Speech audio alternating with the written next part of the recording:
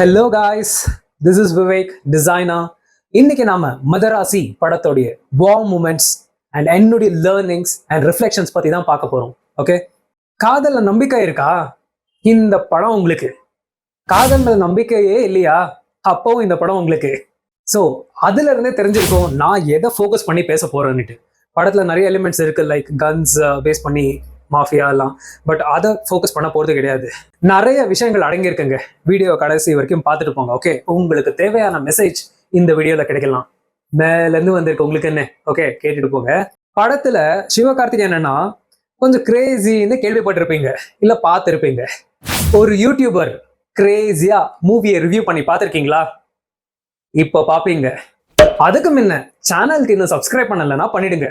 அப்பதான் நான் போட்ட வீடியோஸ் உங்களுக்கு வந்து சேரும். சப்ஸ்கிரைப் பண்ணிட்டீங்களா? சூப்பர்.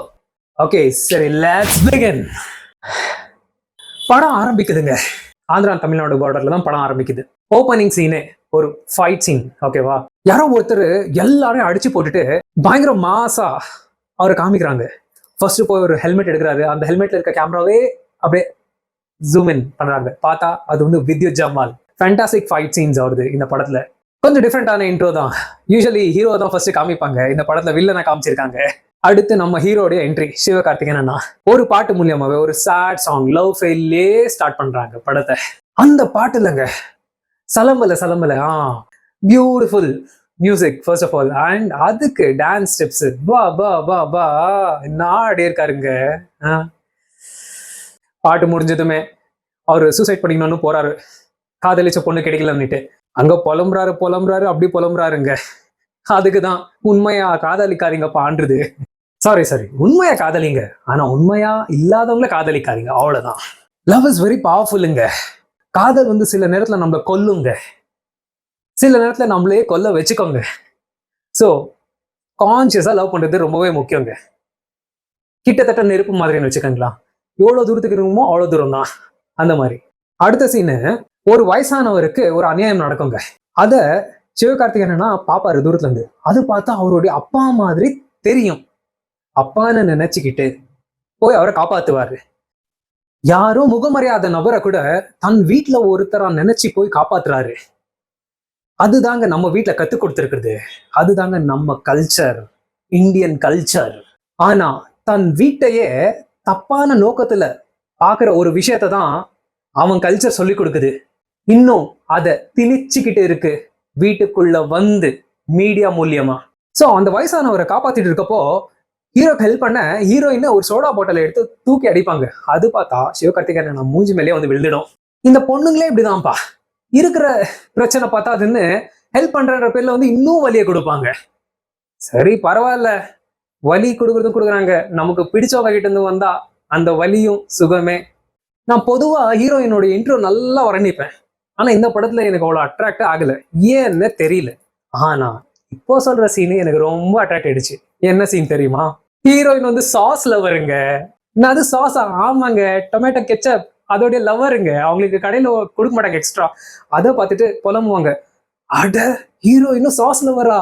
அப்போதாங்க ஹீரோயின் மேலேயே இன்ட்ரெஸ்ட் வந்துச்சு படத்துல. அந்த சோடா பாட்டில் அவர் மேல மூஞ்சி மேல பட்டுடும்ல, அப்போ வந்து பல்லு லேஸ் அடி போட்டுடும். அப்புறம் ஹாஸ்பிட்டலுக்கு போவாங்க. அந்த ஹாஸ்பிட்டல்ல டென்டிஸ்ட் யாருன்னா நம்ம ஹீரோயின் தான். ஐ மீன் ஸ்டூடெண்டா இருப்பாங்க. அண்ட் அவங்களே அவர் அட்டென்ட் பண்ற மாதிரியும் இருக்கும். அந்த மாதிரி கியூட்டான ஒரு டாக்டர் கிடைச்சா யாருங்க பேஷண்ட் ஆகாம இருப்பாங்க சொல்லுங்க. அண்ட் அடுத்து சிவகார்த்திகேயன் என்னன்னா அவர் யாரை பார்த்தாலுமே அவருக்கு தெரிஞ்ச நபராகவே ஃபீல் ஆகுறாங்க. தன் குடும்பத்துல ஒரு நபரா. யாருக்காவது ஏதாவது ஒண்ணுன்னா தன்னையே பணைய வச்சு போய் காப்பாத்துறாரு. அதுக்கப்புறம் ஹீரோயின் இதை பார்த்துட்டு ஆரம்பத்துல ஒரு வயசானவரை ஹெல்ப் பண்ணாருன்னு சொன்னால அந்த நபரை ஹீரோயின் தேடி போகிறாங்க. அங்க ஹீரோயின் விசாரிக்கிறப்போ அன்னைக்கு உங்களை காப்பாத்தினவர் உங்க பையன் தானே கேட்டா அவர் சொல்லுவாரு, அவன் ஏன் பையன் இல்லம்மா, யாரோ தெரியல, என்ன அப்பா அப்பான்னு கூப்பிட்டு இருந்தான், அப்புறம் போய் என்ன ஹாஸ்பிட்டல் எல்லாம் அட்மிட் பண்ணான், பணமும் கட்டிட்டு போயிட்டான் நல்லா சொல்லுவாங்க. அதை கேட்டு ஹீரோயின் பயங்கர ஷாக்குங்க. அது தெரிஞ்சவங்கள சிவகார்த்திகேயன் ஒரு நாள் இவர் டாக்டர்னு இன்ட்ரோடியூஸ் பண்ணியிருப்பாங்க. அந்த விஷயத்த ஞாபகம் வச்சுட்டு அந்த டாக்டரை தேடி போவாங்க நம்ம ருக்மிணி ஹீரோயின். ஓகே, அப்போ வந்து அந்த டாக்டர் இவருடைய ஃபுல் ஹிஸ்டரியை ரிவீல் பண்ணுவாரு. இவர் வந்து சின்ன வயசுல இருந்தப்பவே தன் குடும்பத்தை தன் கண் முன்னாலேயே ஒரு விபத்துல இழந்தது. அதை வந்து அவர் பார்த்தனால நேரிலேயே அவர் ரொம்ப மனநிலை பாதிக்கப்பட்டு இருப்பாரு. அண்ட் அதனால யாருக்கு என்ன நடந்தாலும் அவர் அதிகமா கோவப்படுறதாகட்டும், அவங்களுக்காக எதையும் போய் செய்ய தயாரா இருப்பாரு. அந்த மாதிரி ஒரு நபரை மாறிட்டு இருப்பாரு. ஸோ ஹீரோயினுக்கு தான் ஒரு டிலீஷன் பேஷண்ட்னு தெரிய வரும். அந்த விஷயத்தை ரியலைஸ் பண்றப்போ, அதை பார்க்குறப்போ ஃபுல் கோஸ் பம்ப்ஸ் மூமெண்ட் தாங்க. சந்தோஷம் இல்லைங்க, ஒரு மாதிரி ஒரு ஷாக்கிங்கான மூமெண்ட், ஒரு அஸ்டானிஷ்ட் ஆன ஒரு சுச்சுவேஷன் தான். அடுத்து ஆஃபீஸில் எல்லாரும் ஒர்க் பண்ணிட்டு இருப்பாங்க. அப்போ ஒரு எமர்ஜென்சி, என்ன ஒரு அலாரம். அப்போ எல்லாரும் வெக்கேட் ஆவாங்க பில்டிங்ல இருந்து. எல்லாம் இறங்கி கீழே போயிட்டோம்ல. அங்கே எல்லாரும் அவங்கவுங்க வீட்டில இருந்து ஃபோன் வரும், எல்லாம் கால் பேசிட்டு இருப்பாங்க. ஆனால் சிவகார்த்திகேயன் எனக்கு ஃபோன் யாரும் பண்ண மாட்டாங்க. ஆனாலும் அவர் ஃபோன் எடுத்து யாரோ ஃபோன் பண்ண மாதிரி பேசிக்கிட்டு நடிச்சிட்டு இருப்பாரு. அந்த சீன் வா, என்ன ஆக்டிங் வருது. சிவகார்த்திகேயனா சீரியஸ்லி டச் இட். அப்போ சுற்றி இருக்கவங்க எல்லாம் என்ன இருக்கும், ஃபுல் சிக்னல் ஜாம் ஆகி எல்லாருடைய ஃபோன் கால்ஸ் கட் ஆகிடும். ஒருத்தர் கேட்பாரு, அது எப்படிப்பா நீ மட்டும் இன்னும் பேசிக்கிட்டு இருக்கான்னுட்டு. எனக்கு கால் வந்துச்சு, இன்னும் ஒரு மாதிரி நடிச்சிட்டு இருப்பாரு. அப்போ திடீர்னு எல்லாரும் அதை பார்த்து எல்லாம் சிரிக்க ஆரம்பிச்சிருவாங்க. சிரிக்க ஆரம்பிச்சதும் அவங்களுக்கு எல்லாருக்கும் ஃபோன்ல தானே கால் வந்துச்சு எப்படி இருக்கான்னு விசாரிக்கிறதுக்கு. ஆனா சிவகார்த்திகேயன் அண்ணாவை விசாரிக்கிறதுக்கு நேர்லயே ஹீரோயின் வந்துட்டு இருப்பாங்க. எப்படி இருக்க, நீ உஷாரா இருக்கியா என்ன விசாரிக்க. அதுக்கு அடுத்த சீனு, சாரிங்க என்னால் அது சொல்ல முடியாது.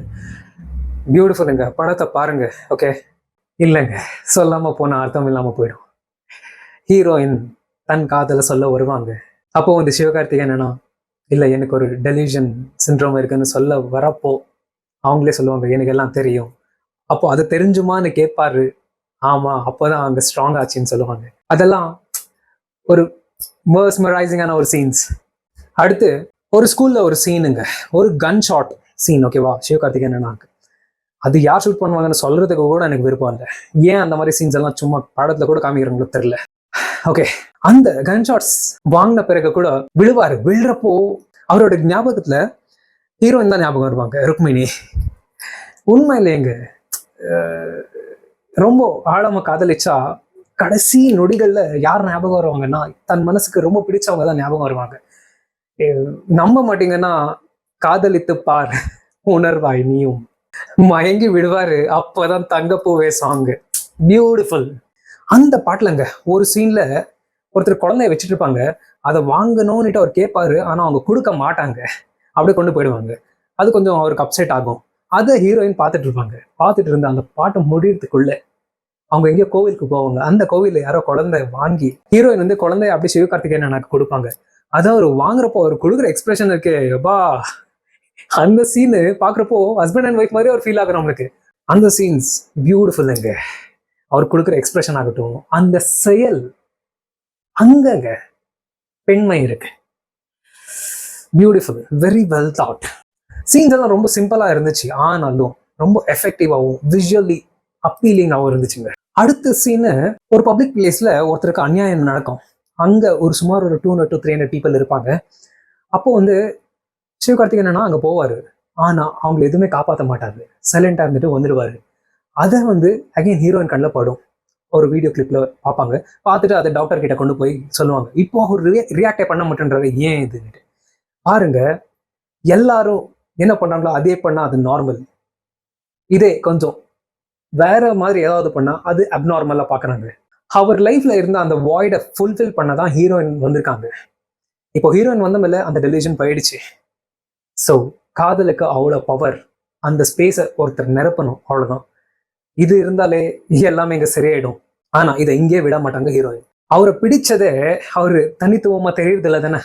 இப்போ நான் வந்தேன்றதுனால அவர் மாறிட்டாருன்னா நிறைய பேருக்கு இங்க நல்லது நடக்காது. அதுக்கோஸ்கரம் அகெயின் பின் வாங்கிடுவாங்க, அவங்க கொஞ்சம் பிரேக் எடுக்கணும்னுட்டு.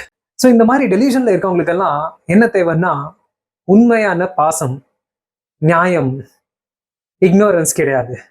அதையும் மீறி ஹீரோயின் விட்டு போக முடிவு பண்ணிடுவாங்க. அப்போதான் சொசைட்டிக்கு இன்னும் நல்லது நடக்கும்னுட்டு. பா, இன்னும் ரா கண்டென்ட்யா. அப்போ இது தோணுதுங்க, is there any greater form of love than teaching someone this? Don't even trust me. ஒரு உண்மை சொல்லட்டாங்க. Have you ever experienced women's love? It's mind blowing. இவ்வளவு ஆழமா எனக்கு ஏன் புரியுதுன்னா ஓரளவுக்கு வாழ்க்கையை வாழ்ந்திருக்கேன்னு நினைக்கிறேன், அதுக்குதான்.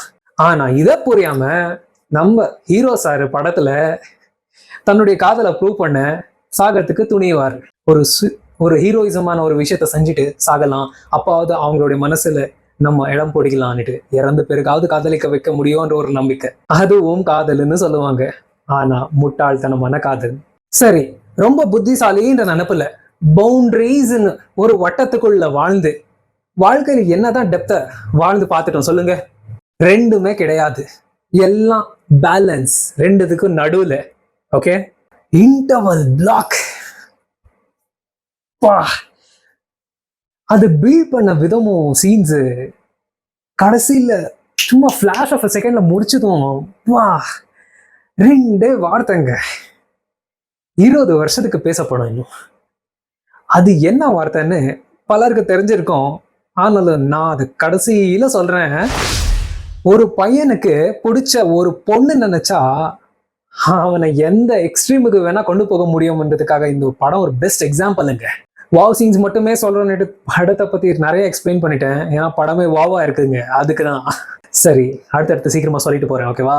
இன்டர்வல் முடிஞ்சதுமே இவங்களுடைய ரொமான்ஸ் திருப்பி ஆரம்பங்க. நடுவில் ஒரு டைலாக் வரும், நல்லா அடிக்கிறா, நான் வைஃப் மெட்டீரியல் பான்னுட்டு. அப்போ ஹீரோயின் ஒரு விஷயத்த கேட்பாங்க, நீ ஏன் திருப்பி சாகிறதுக்கு துணிஞ்சன்னுட்டு. அப்போ அவர் சொல்லுவாரு, உனக்கு பிடிக்காதவனா வாழ்றதை விட உனக்கு பிடிச்சவனா சாகலாம், அதுக்கு தான் அதை பண்ணன்னுவாரு. இன்னும் டைலாகியா பா. இந்த படத்துல ஃபர்ஸ்ட் ஆஃப் வந்து நிறைய லவ் ஆஸ்பெக்ட்ஸ் காமிச்சான். செகண்ட் ஹாஃப்ல ஒரு புது புது விஷயங்களாம் காமிச்சாங்க. ஃபார் எக்ஸாம்பிள் அனிமல் இன்ஸ்டிங் பத்தி காமிச்சாங்க. அது எப்படின்னா, ஒருத்தர் எல்லாமே லாஜிக்கலா A to Z பிளான் பண்ணிட்டு செஞ்சா ஆகுமான்றதை விட இந்த நேரத்துல இதுதான் சரி, செஞ்சா ரிசல்ட் கேரண்டி, இந்த மாதிரி ஒரு மைண்ட் செட்ல பண்றது, அதுதான் அனிமல் இன்ஸ்டிங். ரொம்ப பியூட்டிஃபுல்லா காமிச்சிருந்தாங்க. அதுக்கப்புறம் பாடி லாங்குவேஜ் பத்தி, எப்படி ஒருத்தர் உடைய பாடி லாங்குவேஜ்ல whether he is true or he is trying to deceive அஸ்ன்றது தெரிஞ்சுக்கிறது. It's very interesting. சீரியஸ்லி ஒரு சைக்கலாஜிக்கல் த்ரில்லர் மூவி தான் இது. ஸோ இந்த ஆஸ்பெக்ட்ஸ் எல்லாமே இந்த படத்தை அடங்கிருந்துச்சு. Excellent. Syndicate for a mission, இந்த டாபிக்கும் ரொம்ப புதுசாக இருந்துச்சு. அண்ட் இன்னொரு இன்ட்ரெஸ்டிங்கான விஷயம் சொன்னாங்க, தமிழ்நாடு தான் அமைதிக்கான ஒரு அடையாளமே, அந்த தமிழ்நாட்டிலேயே அமைதி இல்லாமல் போனா அப்புறம் அமைதிக்கான அடையாளமே இல்லாமல் போயிடும்ன்ற மாதிரி ரொம்ப நல்லா சொல்லியிருந்தாங்க. பவர், போலீஸ் ஃபோர்ஸ், அவங்க தன்னுடைய உயிரையும் பணைய வச்சு டியூட்டியில் வேலை பார்க்கறதால தான் நாமெல்லாம் அமைதியாக இங்கே வாழ முடியுதுன்ற ஒரு விஷயத்தையும் காமிச்சிருந்தாங்க. ரொம்ப நல்லா இருந்துச்சு அதுவும். அதுக்கப்புறம் கில்ல ஃபைட் சீன்ஸுங்க. சிவகார்த்திகேயன் நான் பார்க்குறப்போ அமரன் படத்தில் பார்த்த மாதிரி இருந்துச்சுங்க சில சீன்ஸ். அந்த மாஸ் டைலாகு, அந்த வெறித்தனம் பயங்கரங்க. இந்த படத்தில் சிவகார்த்திகேயன் அண்ணா கொஞ்சம் கிரேசியாக இருந்தா, வித்யுத்தோட ஸ்டைலும் ஸ்டன்ஸும் கிரேசியாக இருந்துச்சுங்க. கிளைமேக்ஸ் வெறித்தனமான ஃபைட் சீன்ஸுங்க ரெண்டு பேர் நடுவுலையும். கிளைமேக்ஸ் அவ்வளோ பயங்கரமான ஃபைட் சீக்வன்சஸ் எல்லாம் இருந்துச்சுன்னா அதுக்கு காரணமே காதல் தான். காதல் அவ்வளோ முக்கியம், காதல் அவ்வளோ பவர்ஃபுல். அந்த ஃபைட் சீன் முடிகிறப்போ வித்யுத்துக்கு தேவையான கன்லோட்ஸ் கம்ப்ளீட்டா தண்ணியில் தள்ளிடுவாரு சிவகார்த்திகேயனா. அப்போ வந்து ஹீரோயின் அந்த சைடில் இருக்கிறப்போ கோவத்தில் வித்யுத் கன் எடுத்து ஷூட் பண்ணிடுவாங்க. ஷூட் பண்ண பிறகு சிவகார்த்திகேயன் ஓடி வருவார். அதை தெரிஞ்சுக்கிட்டு ஹீரோயின் கிட்ட ஓடி போவார். போயிட்டு எடுத்து அவர் கதற விதம், it's been a long time இந்த மாதிரி ஒரு படத்தை பார்த்து. குணால நம்ம சார் எப்படி பார்ப்போமா அந்த மாதிரி கிட்டத்தட்ட தோணுச்சுங்க. கண்மூடித்தனமான காதல்.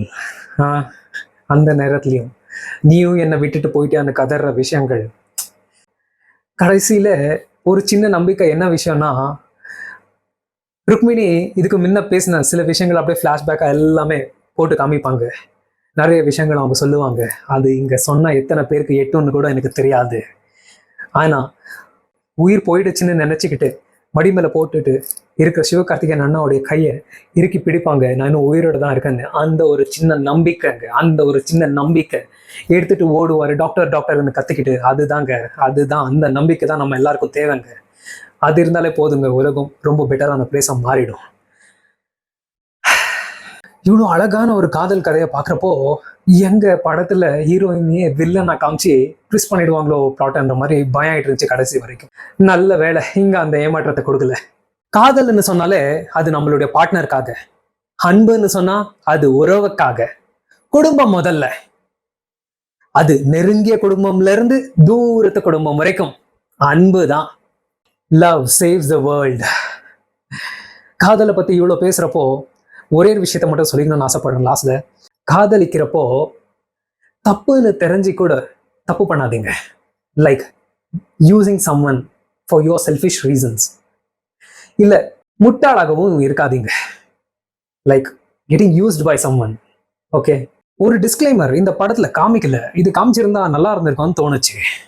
இந்த படத்தை பார்த்தவங்களுக்கு நிறைய பேருக்கு புரிஞ்சிருக்கும் டெலிஷன்னா என்னன்னுட்டு.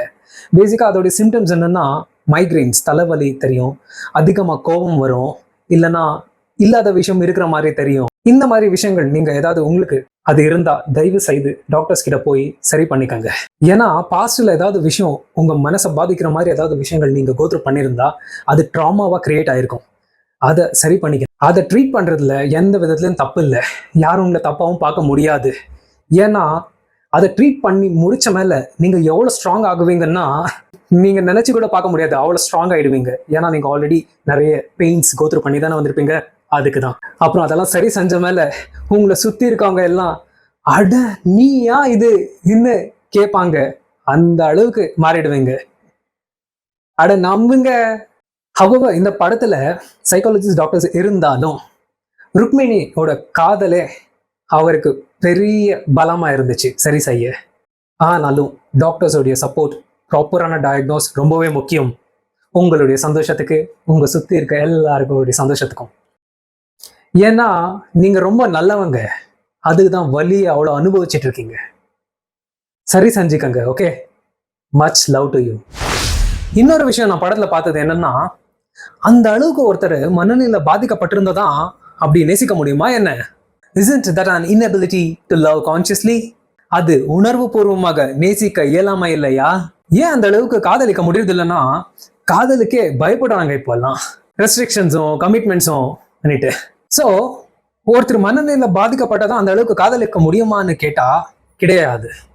முதல்ல காதல் மேல நம்பிக்கை இருக்கணும், அப்புறம் காதலிக்கிறவங்க மேலேயும் நம்பிக்கை இருக்கணும். அதே மாதிரி அவங்களும் அந்த நம்பிக்கையை கொடுக்கணும் நம்மளுக்கு. அப்போதான் அந்த அளவுக்கு காதலிக்க முடியும் இல்லையா? ஆனா ருக்மிணி என்ன சொல்லுவாங்கன்னா, இங்க இருக்கவங்க எல்லாருலயுமே நீ தான் கரெக்டா இருக்கிற, எனக்கு உன்னைதான் பிடிச்சிருக்கு என்ன சொல்லுவாங்க.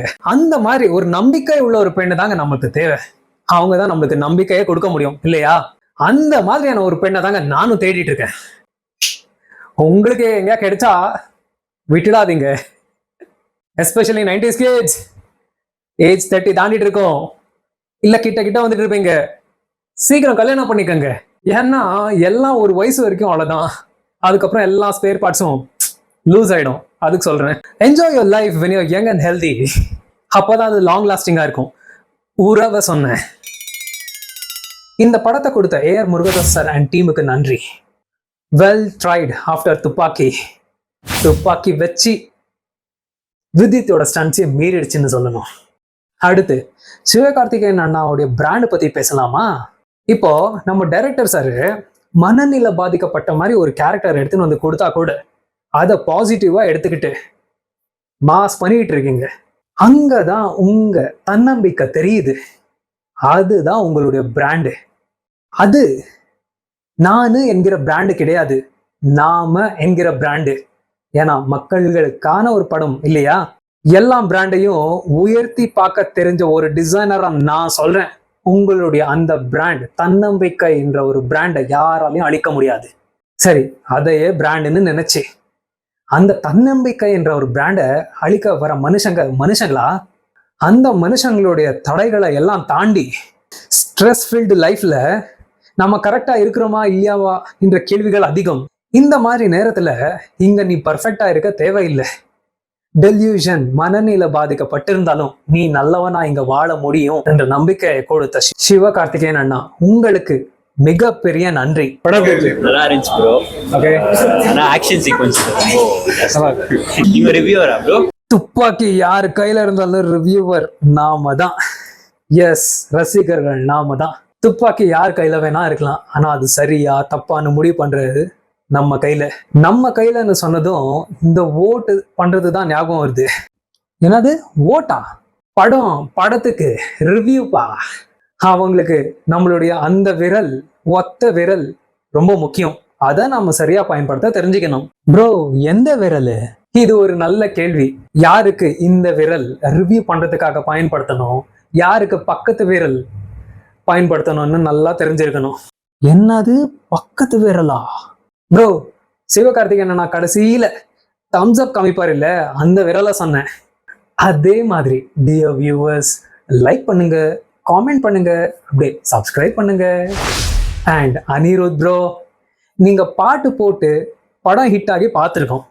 ஆனா மதராசி ஆடியோ லான்ச்ல நம்ம வீட்டு பிள்ளை சிவகார்த்திகேயன் அண்ணாவே மனசு ஹிட் ஆனதை இப்பதான் பாக்குறோம். அண்ட் சிவகார்த்திகேயன் அண்ணா ஆடியோ லான்ச்ல ஸ்பார்க்லிங் ஸ்பீச், லவ்ட் இட். அடுத்து பராசக்தி படத்தை பார்க்க நான் வரேன். என்ன வியூவர்ஸ், கங்குவா படத்துடைய ரிவ்யூல நான் சொன்ன அந்த நான் வரேன் எங்கேயும் சொல்றேன்னா தேவை. நான் மட்டும் இல்ல, நீங்களும் வரணும், விழித்து வரணும். லாஸ்டா ப்ரோ, சிவகார்த்திகேயன் அண்ணா இன்டர்வல் பிளாக்ல என்ன சொன்னாரு? சரி, கொஞ்சம் என் ஸ்டைலே சொல்றேன். என் அண்ணனுங்க படத்துக்கெல்லாம் நெகட்டிவ் ரிவ்யூ கொடுத்து மேல வர விடாம தடுக்கிறல்ல, முடிஞ்சா என்ன தடுறா. வியூவர்ஸ் வாங்க, நமக்கு வேணுமான உலகத்தை நாம தான் அமைக்கணும் நம்பிக்கையோடு. Let's create some spark. Bro, இந்த விசில் தியேட்டர்ல நாம அடிச்சது தானே?